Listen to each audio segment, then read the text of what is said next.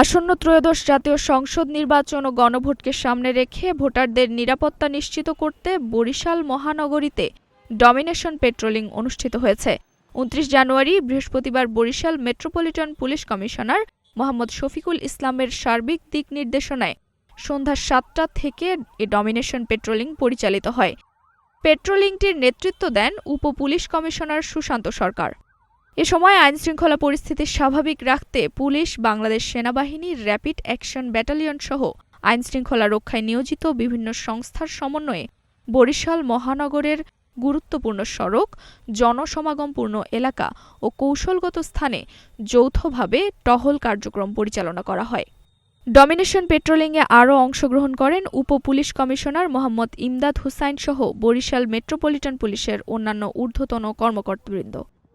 নুসরাত জাহান জেরিন, নাগরিক প্রতিদিন।